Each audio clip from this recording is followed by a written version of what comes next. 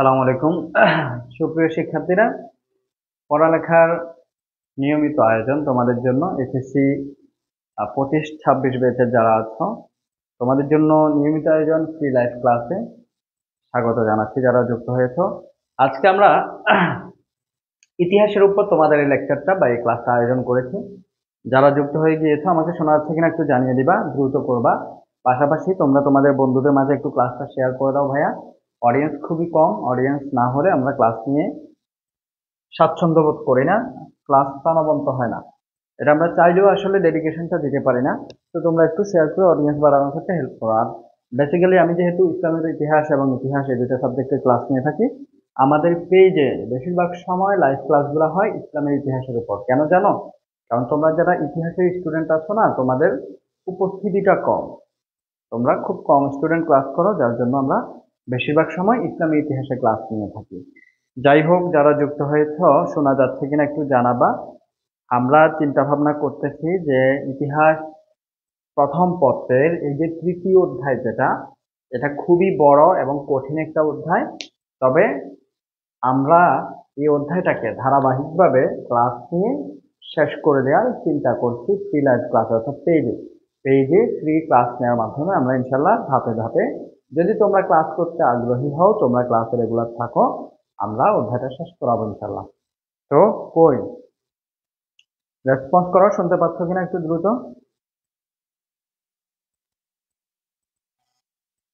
সাকিব ভাই, সাজ্জাদ,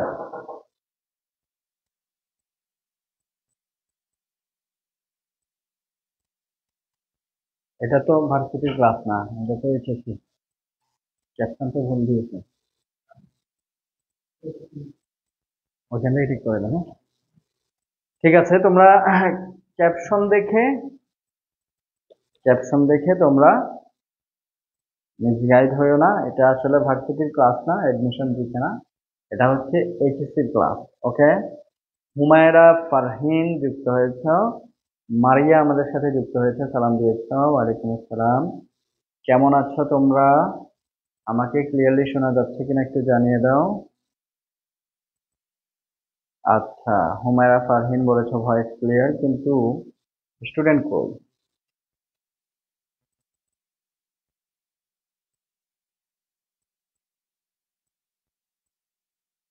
আচ্ছা, তোমরা ক্লাস শেয়ার করার পাশাপাশি তোমাদের বন্ধু বান্ধবদেরকে মেনশন করে দাও কমেন্টে, আমরা ক্লাসে চলে যাব। দেরি না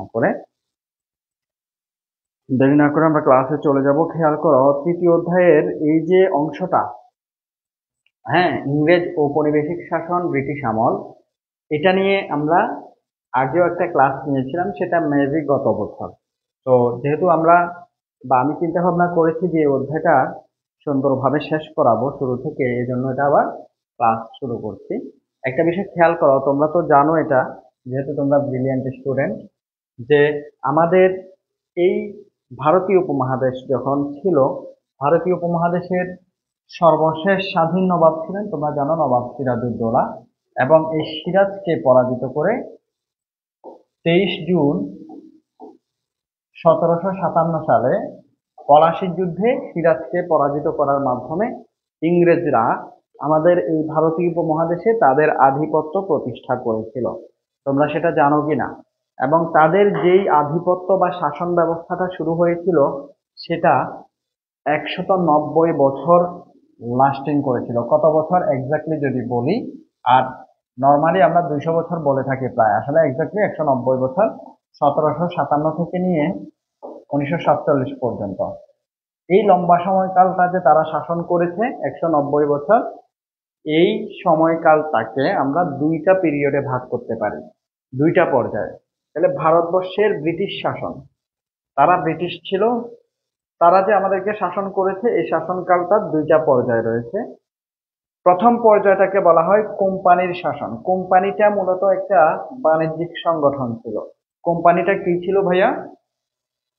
একটা বাণিজ্যিক সংগঠন, যেটাকে নর্মালি আমরা ইংরেজ ইস্ট ইন্ডিয়া কোম্পানি হিসেবে চিনে থাকি, যেটা ভারতীয় উপমহাদেশে এসেছিল বাণিজ্য করার জন্য। কি জন্য এসেছিল? বাণিজ্য করার জন্য। কিন্তু আস্তে আস্তে তারা বিভিন্ন কুঠি দখল করতে থাকে, বাণিজ্য কুঠি স্থাপন করতে থাকে, বিভিন্ন দুর্গগুলাতে তাদের আধিপত্য প্রতিষ্ঠা করতে থাকে। এভাবে হচ্ছে তারা স্থায়ীভাবে বসবাসের স্বপ্ন দেখতে থাকে। কারা? ইংরেজরা। যাই হোক, তো 1757 থেকে 1857 বা 58 পর্যন্ত এই 100 বছরকে বলা হয় কোম্পানির শাসন। কার শাসন ভাইয়া?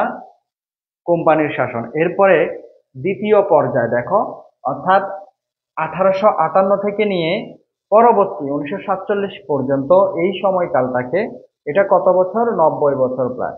এই সময়কালটাকে বলা হয় ব্রিটিশ রাজ ও পার্লামেন্টের শাসন। ব্রিটিশ রাজ ও পার্লামেন্টের শাসন।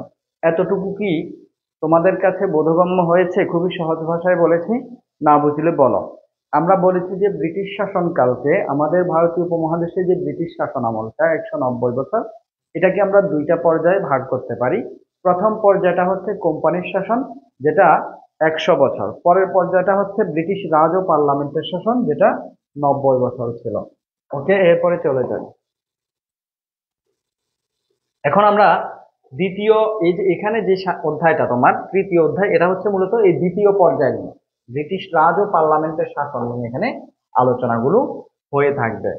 কোম্পানির শাসন আমল নিয়ে আমাদের ইতিহাস প্রথম পত্রের দ্বিতীয় অধ্যায়টা হচ্ছে কোম্পানির শাসন নিয়ে। আর এই যে তৃতীয় অধ্যায় যেটা এখন আমরা আলোচনায় যাচ্ছি, এটা হচ্ছে ব্রিটিশ রাজ ও পার্লামেন্টের শাসন নিয়ে, যেটাকে দ্বিতীয় পর্যায়ে আমরা অন্তর্ভুক্ত করেছিলাম। কেমন? ওকে, জান্নাতুল মাওয়া আমাদের সাথে যুক্ত হয়েছো, কেমন আছো?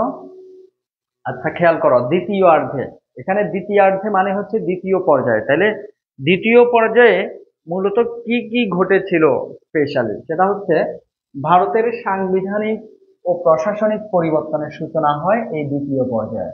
সাংবিধানিক এবং প্রশাসনিক পরিবর্তন, অর্থাৎ ভারতবাসী অনেক দিন ধরে তাদের সংবিধান, তাদের স্বাধীনতা, তাদের স্বাধীন রাষ্ট্র হিসেবে একটা সংবিধান প্রণয়নের যে চেষ্টা করছিলেন, সেই পরিবর্তনগুলো মূলত এই দ্বিতীয়ার্ধে হয়।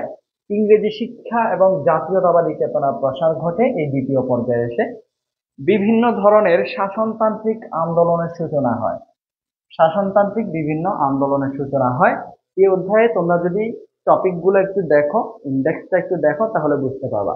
তো ভাইয়া কি বলেছি, যে এই দ্বিতীয়ার্ধে মূলত সংবিধান এবং বিভিন্ন পরিবর্তনটা শুরু হয়, শাসনতান্ত্রিক পরিবর্তনের সূচনা হয়, এবং ইংরেজি শিক্ষা ও জাতীয়তাবাদী চেতনার প্রসার ঘটে। বুঝতে পেরেছো কিনা একটু বলো তো? আচ্ছা, এই অধ্যায়টা কিন্তু খুবই বড় একটা অধ্যায়, বুঝছো, এবং বিরক্তিকর মনে হয় অনেকের কাছে, কারণ পড়লে বোঝা যায় কম মনে হয় যেন। তো আসলে না বোঝার কিছু নাই। ইতিহাস আগে থেকে একেবারেই না জানলে অনেক সময় একটু কঠিন মনে হতে পারে, কনসেপ্ট ধরতে না পারলে, বাট আসলে কঠিন না। খেয়াল করি আমরা, দেখো 1857 সালে ভারতের প্রথম স্বাধীনতা সংগ্রামের পর, ভারতের প্রথম স্বাধীনতা সংগ্রামটা হয় 1857 সালে, যেটাকে আমরা সিপাহী বিদ্রোহ হিসেবেও আখ্যায়িত করে থাকি। এটা মূলত সিপাহী বিদ্রোহ কত সালে হয়েছিল? 1857 সালে। তো এই সংগ্রামের পর 1858 সালে এসে ব্রিটেনের রানী, মহারানী ভিক্টোরিয়া, তিনি একটা ঘোষণাপত্রের মাধ্যমে কিছু কাজ করেন। সেই ঘোষণাপত্রের মাধ্যমে তিনি কি করেছেন জানো? এক নাম্বার হচ্ছে কোম্পানির শাসনের অবসান ঘটান। তাইলে কোম্পানি, যেই অর্গানাইজেশনটা, যেই বাণিজ্যিক সংগঠনটা এতদিন শাসন করছিল ভারতীয় উপমহাদেশকে, সেই কোম্পানির শাসনের অবসান ঘটান, শাসন ব্যবস্থা নিজ হাতে গ্রহণ করেন। অর্থাৎ এরপর থেকে ভারতীয় উপমহাদেশের শাসন ব্যবস্থা সরাসরি ইংল্যান্ড থেকে বা ব্রিটেন থেকে পরিচালিত হয়। কোত্থেকে ভাইয়া? ব্রিটেন থেকে। এবং তদানীন্তন গভর্নর জেনারেল হিসেবে যিনি দায়িত্বরত ছিলেন, লর্ড ক্যানিং, এই লর্ড ক্যানিংকে তিনি প্রথম ভাইসরয় নিযুক্ত করেন। এগুলা কিছু পদ দেখো, গভর্নর, গভর্নর জেনারেল এবং ভাইসরয়, এই পদগুলোর মধ্যে পার্থক্য কি, বা আসলে এগুলা কেন ভিন্ন ভিন্ন নাম আসলো, এগুলা কি তোমরা কেউ জানো? দেখো, গুরুত্বপূর্ণ অনেক কিছু আছে আলোচনায়, কিন্তু কথা হচ্ছে যে আমরা আসলে শিখতে আগ্রহী না, বুঝছো? আমরা কি না, শিখতে আগ্রহী না। তো যেটা বলছিলাম, যে এই যে লর্ড ক্যানিং, তিনি ছিলেন গভর্নর জেনারেল। দেখো, কোম্পানির শাসনকাল চলা পর্যন্ত যে সকল তোমার হচ্ছে ভারতীয় উপমহাদেশের যিনি প্রধান প্রশাসনিক কর্মকর্তা ছিলেন তার পদবি ছিল গভর্নর জেনারেল। কোম্পানির শাসন যখন থেকে শাসন ব্যবস্থা সরাসরি ব্রিটেন থেকে পরিচালিত হচ্ছিল, তখন থেকে ব্রিটেন বা ব্রিটিশ রানী তার প্রশাসনিক প্রধানকে বলা হতো ভাইসরয়। তো দুইটাই হচ্ছে প্রশাসনিক দুইটা পদ, একদম মানে প্রধান প্রশাসক ব্রিটিশের নিযুক্ত বা ব্রিটেন কর্তৃক নিযুক্ত ভারতীয় উপমহাদেশের প্রধান প্রশাসককে বলা হয় গভর্নর জেনারেল, আর ভাইসরয় জাস্ট নামটা চেঞ্জ হয়েছে। কোম্পানি শাসন আমলে এটা ছিল গভর্নর জেনারেল, আর ব্রিটিশ রাজ বা পার্লামেন্টের শাসন আমলে এসে এটা হয়ে যায় ভাইসরয়। এখানে একটা বিষয় কি জানো, প্রশ্ন বা জিকে, আসলে ইতিহাসের সবগুলো সাবজেক্ট টপিক বা অধ্যায় এগুলো সবগুলোই জিকে টপিক হিসেবে আবার কি হয়, ওভারল্যাপ হয়। এগুলা দুই জায়গায় আমাদের পাওয়া যায়, খেয়াল করো। তো গভর্নর জেনারেল, ভারতের সর্বশেষ গভর্নর জেনারেলকে লর্ড ক্যানিং, তিনি সর্বশেষ গভর্নর জেনারেল। এরপর আর গভর্নর জেনারেল হয় নাই, এরপর থেকে ভাইসরয়। আবার ভারতীয় উপমহাদেশের প্রথম ভাইসরয়কে লর্ড ক্যানিং। ব্রিটিশ ভারতের প্রথম ভাইসরয়কে কমেন্টে বলো, ব্রিটিশ ভারতের প্রথম ভাইসরয়কে, অথবা যদি বলা হয় যে ব্রিটিশ ভারতের সর্বশেষ গভর্নর জেনারেলকে, বা প্রথম ভাইসরয়কে, দ্রুত অ্যান্সার করো। আমি কমেন্ট দেখবো, এরপরে চলে যাচ্ছি। তো মহারানী ভিক্টোরিয়া তিনি 1858 সালে যেই সনদটা তিনি ঘোষণা করেছেন, রাজকীয় ঘোষণা, সেখানে কি ছিল আমরা একটু দেখব। আচ্ছা, তিনি মূলত ভারতীয় মানুষ বা জনসাধারণ এবং রাজন্যবর্গ, তারা যে ব্রিটিশ শাসনের প্রতি তাদের একটা ক্ষোভ, দুঃখ, তাদের যে একটা তীব্র ক্ষোভ ছিল, সেটা প্রশমনের জন্য, সেটা রিডিউস করার জন্য কিছু প্রতিশ্রুতি এবং আশ্বাস দিয়েছিলেন। সেগুলো দিয়ে 1858 সালে তিনি একটা সনদ বা একটা ঘোষণাপত্র ঘোষণা করেছিলেন। সেখানে কিছু ধারা ছিল, আমরা সবগুলো ধারা তো আর পড়া সম্ভব না, আমরা কিছু প্রধান ধারা দেখব যে আসলে মহারানীর সেই ঘোষণায় কি কি অন্তর্ভুক্ত ছিল, কি ধারা ছিল, বা তিনি আসলে কি বলতে চেয়েছেন, আমরা একটু দেখার চেষ্টা করব। ওকে, খেয়াল করো। হ্যাঁ, আচ্ছা, আব্দুর রাকিব বলেছে Lord Canning, very good Abdur Rakib. Humaira Farhin বলেছ প্রথম ভাইসরয় লর্ড ক্যানিং, শেষ ভাইসরয় লর্ড কার্জন ও লর্ড মিন্টো। আচ্ছা, এরপর আসো ধর্মীয় স্বাধীনতা। তাইলে প্রথমেই একটা ধারার কথা আমরা বলছি। তোমার হচ্ছে মহারানী ভিক্টোরিয়া তিনি বলেছিলেন যে ভারতীয়দের ধর্মীয় ক্ষেত্রে পূর্ণ স্বাধীনতা থাকবে, নতুন কোনো ধর্ম সংস্কার নীতি তাদের উপর চাপিয়ে দেওয়া হবে না, অর্থাৎ তারা যাতে ইন্ডিপেন্ডেন্টলি তাদের রিলিজিয়ান এক্সারসাইজ করতে পারে, তাদের রিচুয়াল, তাদের কাস্টম বা তাদের যে সকল কালচার রয়েছে সেগুলো যাতে স্বাধীনভাবে তারা প্র্যাকটিস করতে পারে, সেই স্বাধীনতা দেওয়া হবে। 2 নম্বরে বলা হয় সত্য বিলোপ নীতি পরিত্যাগ করা হবে। দেখো, সত্য বিলোপ নীতি কে প্রণয়ন করেছিলেন? লর্ড ডালহৌসি। খুবই গুরুত্বপূর্ণ একটা কোয়েশ্চেন জিকের জন্য। তাহলে আমরা আসলে ইন্টারমিডিয়েটের, আমরা যে বলি তোমার কি বেসিক ভালো কিনা, যাদের বেসিক ভালো তারা আটকায় না, তারা সব জায়গায় ভালো করে। অ্যাকচুয়ালি বেসিকটা কি ভাইয়া? এটাই, তোমার ইন্টারমিডিয়েট যদি ভালো হয়, ইন্টারমিডিয়েটে তোমার যে সাবজেক্ট গুলা সেগুলো যদি তুমি ভালো করে ইন্টারমিডিয়েটে থাকতে প্রিপারেশন নাও, অটোমেটিক্যালি তুমি দেখা যাবে অ্যাডমিশনে ভালো করবা বা অনেকটা এগিয়ে থাকবা। এটা একটা স্বাভাবিক ব্যাপার, একটা সিম্পল ব্যাপার, এগিয়ে থাকবাই। আচ্ছা, ওকে, এরপরে যাচ্ছি আমরা। তো সত্য বিলোপ নীতি এটা প্রবর্তন করেছিলেন লর্ড ডালহৌসি। মূলত এটা একটা সাম্রাজ্যবাদী নীতি ছিল। তো এই জন্য রানী বলেছিলেন যে এই নীতিটা বিলুপ্ত করা হবে, এটা পাশাপাশি সাম্রাজ্যবাদী অন্যান্য নীতিগুলোও কি করা হবে, বিলুপ্ত করে দেয়া হবে। আচ্ছা, এই নীতিটা মূলত কিরকম ছিল তোমরা কি জানো? একটু কি ব্যাখ্যা করবো? যদিও সত্য বিলোপ নীতি বা লর্ড ডালহৌসি তিনি ছিলেন দ্বিতীয় অধ্যায়ের একজন শাসক, তিনি যেহেতু একজন কোম্পানির শাসক, তার আলোচনাটা ওইখানেই করা হয়েছে। তিনি মানে হচ্ছে ভারতীয় যে সকল মানে স্বাধীন অঞ্চলগুলো ছিল বা ব্রিটিশ শাসনাধীন, ব্রিটিশ নিয়ন্ত্রণের যেই অঞ্চলগুলো ছিল সেখানে যে শাসকরা ছিলেন তাদের উপর একটা নীতি প্রবর্তন করেছিলেন যেটাকে বলা হচ্ছে সত্য বিলোপ নীতি। অর্থাৎ এখানে বলা ছিল যে কোনো রাজা, কোনো অঞ্চলের রাজা বা শাসক,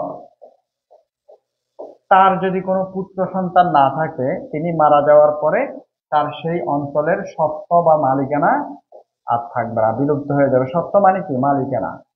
তাহলে এই তিনি যে অঞ্চলের শাসক, তার যদি কোনো পুত্র সন্তান না থাকে, তার মৃত্যুর পর তার সেই অঞ্চলের মালিকানা কি হয়ে যাবে? বিলুপ্ত হয়ে যাবে। এটাই হচ্ছে সত্ত্ব বিলোপ নীতি। তবে এই ক্ষেত্রে পালক পুত্র গ্রহণ করলে আবার হবে না। ওকে। আচ্ছা, এই যে দত্তক পুত্র গ্রহণ, এই নিয়ম অনুযায়ী, সত্য বিলোপ নীতি অনুযায়ী দত্তক পুত্র গ্রহণ করা যাবে না। কিন্তু রানী কি বলেছিলেন? সামন্ত প্রভুরা ইচ্ছা করলে দত্তক পুত্র গ্রহণ করতে পারবে। তিনি তাদেরকে সেই স্বাধীনতাটাও, আশ্বাসটাও দিয়েছিলেন।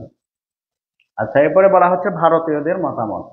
খেয়াল করো, তিনি বলেছিলেন, আশ্বস্ত করেছিলেন যে আইন প্রণয়নের ক্ষেত্রে এবং সেই আইন কার্যকর করার ক্ষেত্রে ভারতীয়দের মতামতকে তিনি প্রাধান্য দিবেন। এটার দ্বারা আমরা কি বুঝলাম? তার মানে পূর্ববর্তী যে সকল গভর্নর জেনারেলরা ছিল তারা ভারতীয়দের মন জয় করতে পারে নাই, আইন প্রণয়ন এবং কার্যকরের ক্ষেত্রে জনগণের অংশগ্রহণকে নিশ্চিত করতে পারে নাই। আচ্ছা, এরপর আসো দেশীয় রাজ্যগুলোর সামরিক শক্তি বৃদ্ধি। বুঝছো? এখানে বলা হয় যে দেশীয় রাজ্যগুলো যদি তাদের ইন্টারনাল সামরিক শক্তি বৃদ্ধি করতে চায়, সেক্ষেত্রে কি করতে হবে? পারমিশন বা অনুমতি নিতে হবে। এরপর আছে সাধারণ ক্ষমা। তিনি ব্রিটিশ শাসনের বিরুদ্ধে যারা বিদ্রোহ করেছিল, ব্রিটিশ শাসনের বিরুদ্ধে আমরা যে একদম শুরুতেই বলেছি যে 1857 সালের যে স্বাধীনতা আন্দোলন বা সিপাহী বিদ্রোহ, তো এই যে এরকম একটা বড় যে বিদ্রোহ হয়েছে ব্রিটিশ শাসনের বিরুদ্ধে, এভাবে যারাই যখন বিদ্রোহ করেছে সবাইকে তিনি কি করে নেন? সাধারণ ক্ষমা ঘোষণা করলেন। এরপরে চাকরি ক্ষেত্রে বৈষম্য দূর করার আশ্বাস দিলেন। তিনি বলেছেন যে সরকারি চাকরি দানের ক্ষেত্রে জাতি, ধর্ম, বর্ণ সকল প্রকার বৈষম্য দূর করে যোগ্যতা এবং মেধার ভিত্তিতে কি করা হবে? চাকরি দেওয়া হবে। অর্থাৎ সর্বশেষ ভারতীয়দের আর্থসামাজিক উন্নয়নের প্রতিশ্রুতিও তিনি দিয়েছিলেন। তাহলে আমরা এখন এতক্ষণ পর্যন্ত যেটা জানলাম, এটা ছিল কি? এটা ছিল জাস্ট মহারানী ভিক্টোরিয়ার ঘোষিত যেই ঘোষণাপত্র, সেটার কিছু গুরুত্বপূর্ণ ধারা, নাথিং এলস। তোমরা বুঝতে পেরেছো কিনা আমাকে একটু কমেন্টে জানাও। ক্লাসে উপস্থিতির মাত্রা খুবই খুবই ডিসঅ্যাপয়েন্টিং। একটু ক্লাসে উপস্থিতি বাড়ানোর ব্যাপারে তোমরা তৎপর হও, না হয় ইতিহাস ক্লাস আমি আর নেবো না, বন্ধ করে দিব। নেক্সট থেকে আমি ইসলামী ইতিহাস ক্লাস নেবো। তোমরা যেহেতু উপস্থিতি এতই ভয়াবহ, ইতিহাসের স্টুডেন্ট এত কম, যারা ক্লাসে আছো ক্লাস শেয়ার করে দিও।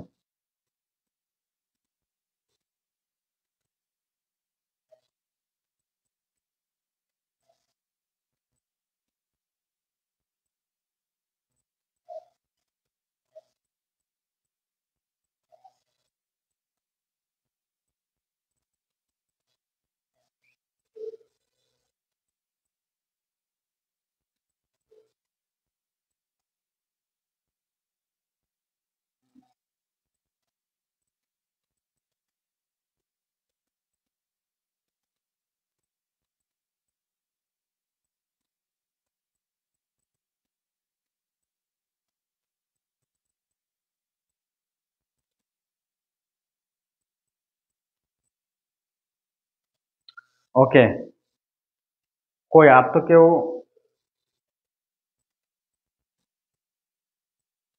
আচ্ছা, বুঝতে পারছো, ঠিক আছে। তপু দাস আমাদের সাথে ক্লাসে আছে। ওকে, আমরা তাহলে এরপরে আলোচনায় চলে যাই।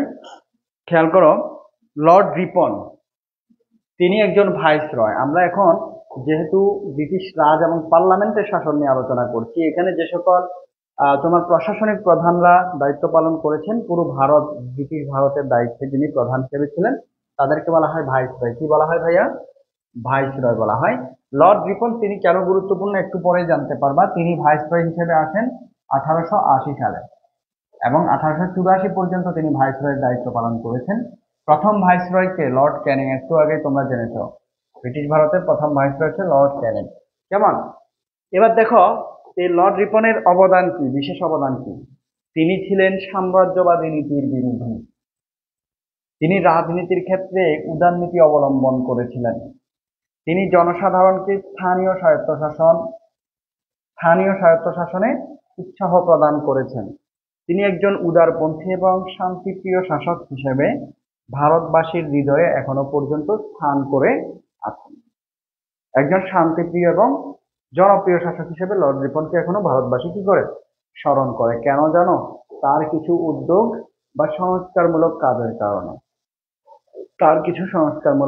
কারণে। সেগুলা কি আমরা একটু দেখব। খুবই গুরুত্বপূর্ণ তার এই সংস্কারগুলা। এগুলা থেকে তোমাদের বোর্ড পরীক্ষায় এসেছি, তোমরা যারা বোর্ড পরীক্ষা ফেস করবে সেখানে সিকিউ প্রশ্ন আসে লর্ড রিপনের এই সংস্কারগুলো থেকে। কেমন?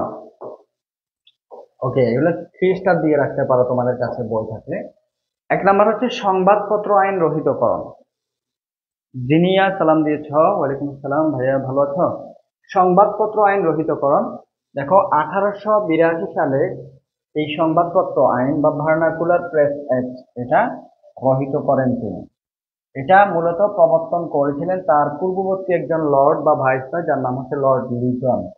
নাম কি? লিটন। উনি আবার লিটন না, ওনার নাম হচ্ছে রিপন। তো এই লর্ড লিটন তিনি এই আইনটা প্রবর্তন করেছিলেন 1878 সালে। এটার মাধ্যমে তিনি দেশীয় ভাষায় প্রকাশিত যে সংবাদপত্রগুলো ছিল সেই সংবাদপত্রগুলোর সামাজিক এবং রাজনৈতিক মত প্রকাশের যে স্বাধীনতা ছিল সেটাকে হনন করেছিলেন। তো লর্ড রিপন তিনি ভাইসরয় হয়ে আসার পর এই ভার্নাকুলার প্রেস অ্যাক্ট এটা রহিত করে দিয়েছেন, যার ফলে দেশীয় ভাষায় সংবাদ প্রচার করা তাদের একটা সুযোগ তৈরি হয়েছিল, বুঝছো? এরপরে আসো ভারতীয় শিক্ষা কমিশন গঠন। এটা কেন করেছিল? তোমরা একদম শুরুতে আমি বলেছি না দ্বিতীয় পর্যায়ে মেইনলি কি হয়, যে ইংরেজি শিক্ষার প্রসার ঘটে, মানুষের মধ্যে জাতীয়তাবাদী চেতনা বৃদ্ধি পায়, শাসনতান্ত্রিক সংস্কারের আন্দোলনগুলো বাড়ে, এই ব্যাপারগুলো বলেছি না? একটু লাইনে থাকো, আমি একটা কল নিচ্ছি প্লিজ। আচ্ছা, পরে নেই। ওকে, এরপর আসো ভারতীয় শিক্ষা কমিশন। এটা মূলত জনসাধারণকে আধুনিক শিক্ষায় শিক্ষিত করে তোলার জন্য এবং শিক্ষা ব্যবস্থার উন্নয়নের জন্য তিনি 1882 সালে, অর্থাৎ একই বছর তিনি কি করেছেন? হান্টারের নেতৃত্বে ভারতীয় শিক্ষা কমিশন গঠন করেছেন, যাকে হান্টার কমিশনও বলা হয়। হান্টার কমিশন কেন বলা হয়? কারণ হান্টার একজন ভদ্রলোক, ব্রিটেন সিটিজেন, তার নামানুসারে এই কমিশন গঠন করা হয়েছিল, তার নেতৃত্বে তার লিডারশিপে এই কমিশন গঠন করা হয়েছিল বলে এটাকে হান্টার কমিশন বলা হয়, বা এটাকে ভারতীয় শিক্ষা কমিশন বলা হয়। এটা কেন গঠন করেছিলেন তিনি? আধুনিক শিক্ষায় শিক্ষিত করে তোলা এবং শিক্ষা ব্যবস্থার উন্নয়নের জন্য। এবং এই কমিশনের সুপারিশ ক্রমে প্রাথমিক এবং মাধ্যমিক শিক্ষা ব্যবস্থার অনেক উন্নয়ন হয়েছিল তখন।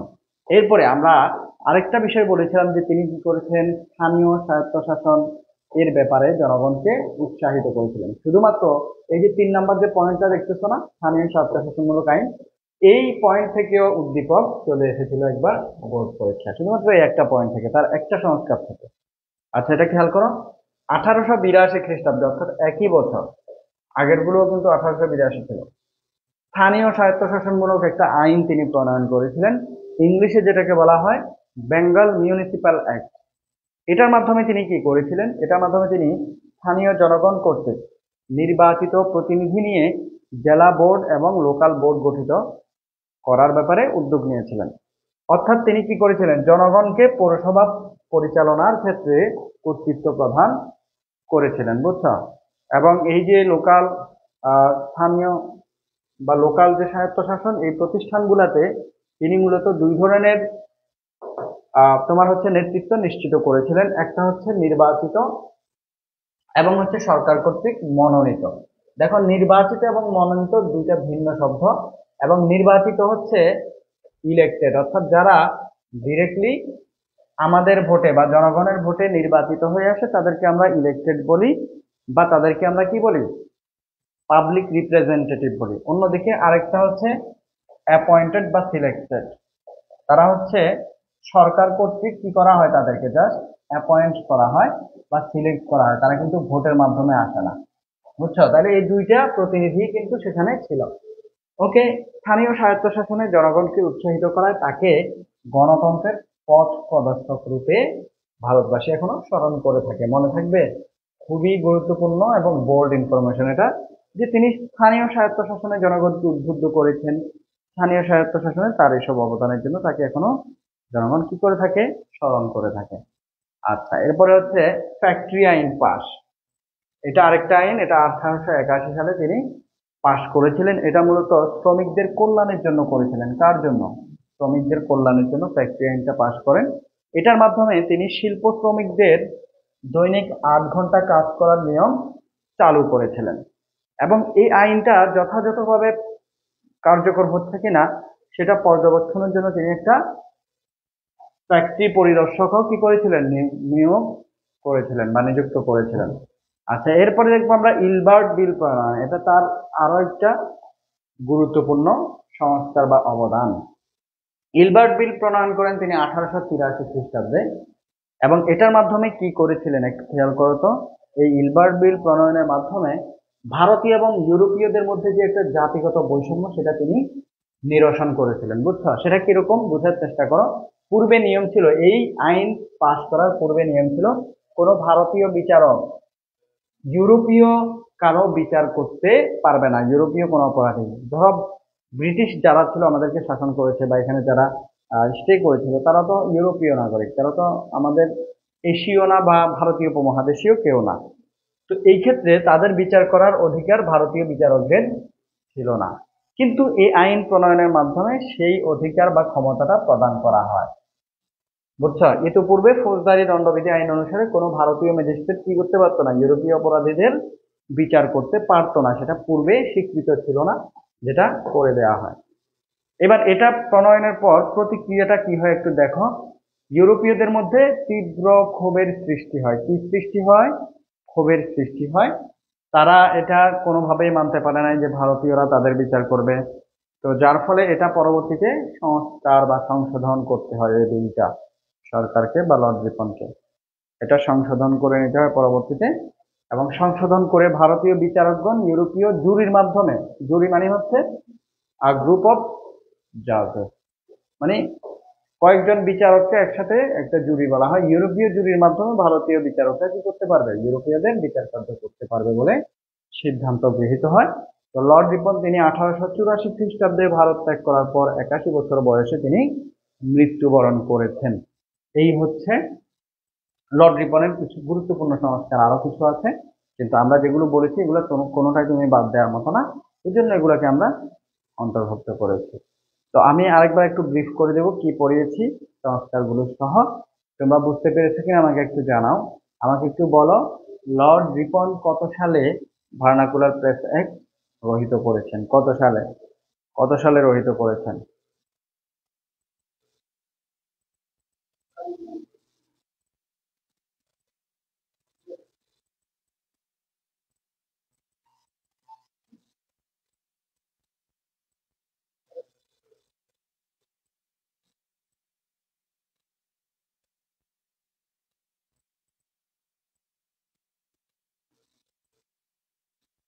আচ্ছা, হুমায়রা ফারহিন বলেছ 1882। আর কেউ কি অ্যান্সার করবা? ওকে। আচ্ছা, তোমরা আজকের ক্লাসে যারা আছো বলো তো কে কোত্থেকে যুক্ত হয়েছো, কার বাড়ি কোথায়, কোন জেলায়? তোমরা বলো। 1883 বলেছো আব্দুর রাকিব, তোমার উত্তর হয়নি। আচ্ছা, তো লর্ড রিপন তিনি একজন ভাইসরয় যিনি ভারতীয় উপমহাদেশে শাসন করেছিলেন। তিনি গুরুত্বপূর্ণ কেন? তিনি কিছু সংস্কার করেছিলেন, তার মধ্যে একটা হচ্ছে তিনি ফ্যাক্টরি আইন প্রবর্তন করেছেন, তিনি ইলবার্ট বিল প্রণয়ন করেছেন, তিনি বেঙ্গল মিউনিসিপ্যাল অ্যাক্ট প্রণয়ন করেছেন, তিনি শিক্ষা কমিশন বা হান্টার কমিশন গঠন করেছেন, তিনি ভার্নাকুলার প্রেস অ্যাক্ট গঠিত করেছেন। তোমরা যখন পড়বা তোমরা বলো যে স্যার মনে থাকে না, এতগুলা শাসক এতগুলো তথ্য কিভাবে মনে রাখবো? তোমরা কি করবা, তোমরা যেমন লর্ড রিপন সম্পর্কে তোমরা 1 পেজে যা পড়েছো 1 পেজও লাগবে না, আধা পেজে সব নোটস নিয়ে আসতে পারবা। যেমন লর্ড রিপন, তো লর্ড রিপন লিখে তোমরা লিখবা যে তাকে গণতন্ত্রের পথ প্রদর্শক বলা হয়। কেন সেটা তো জেনেছই। এরপর তার অবদানগুলা লিখে রাখতে পারো যে হান্টার কমিশন গঠন করেছেন তিনি, কেমন হান্টার কমিশন, এরপরে হচ্ছে তিনি বেঙ্গল মিউনিসিপাল অ্যাক্ট প্রণয়ন করেছেন নাকি? হ্যাঁ। তো এগুলা কি সেটা তো বিস্তারিত তুমি বইয়ে জানবা। এরপরে হচ্ছে তিনি ফ্যাক্টরি আইন প্রবর্তন করেছেন, ফ্যাক্টরি অ্যাক্ট প্রবর্তন করেছেন তিনি। এরপর হচ্ছে তিনি ভার্নাকুলার প্রেস অ্যাক্ট সেটা রহিত করেছেন। কেমন? এরপরে তিনি ইলবার্ট বিল প্রণয়ন করেছেন, ইলবার্ট বিল, ইলবার্ট বিল তিনি প্রণয়ন করেছেন। তো এগুলা তার অনেক গুরুত্বপূর্ণ কিছু কন্ট্রিবিউশন বা রিফরমেশন, যেগুলোর কথা আমরা আলোচনা করেছি আজকে ক্লাসে। আচ্ছা, আমাদের সাথে ফারহিন হুমায়রা, হুমায়রা ফারহিন, সে হবিগঞ্জ থেকে দেখছে। আব্দুর রাকিব, আচ্ছা, সে বগুড়া থেকে আছে, অনেক দূর থেকে। নাফিসা তালুকদার হবিগঞ্জ থেকে। এরপরে মারিয়া, সে আছে বগুড়া থেকে। যাই হোক, আমরা আজকে ক্লাস আর কন্টিনিউ করবো না, তোমরা উপস্থিতি খুবই কম, আমি হতাশ তোমাদেরকে নিয়ে। আমি ভেবেছিলাম মোটামুটি কম হলেও 30 থেকে 40 জন স্টুডেন্ট থাকবে, বাট সংখ্যাটা খুবই কম। যাই হোক, তোমরা যারা এরপরেও ক্লাস করেছো শেষ পর্যন্ত, ক্লাস কেমন লেগেছে, উপকৃত হয়েছে কিনা জানাবা। 1 মিনিটের মধ্যে তোমাদের কোনো প্রশ্ন থাকলে সেটা করে নেবা। তোমাদেরকে 1 মিনিট টাইম দিলাম, দ্রুত করো।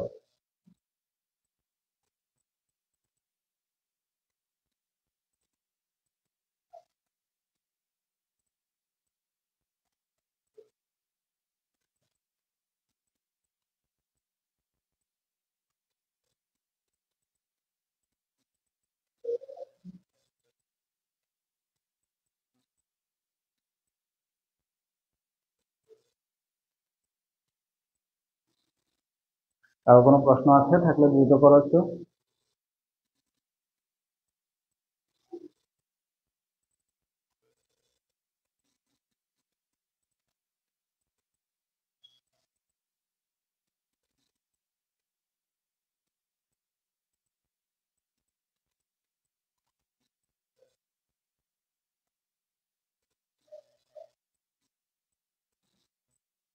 ওকে, তোমাদের কারো কোনো প্রশ্ন না থাকলে আমরা ক্লাস শেষ করে দিই।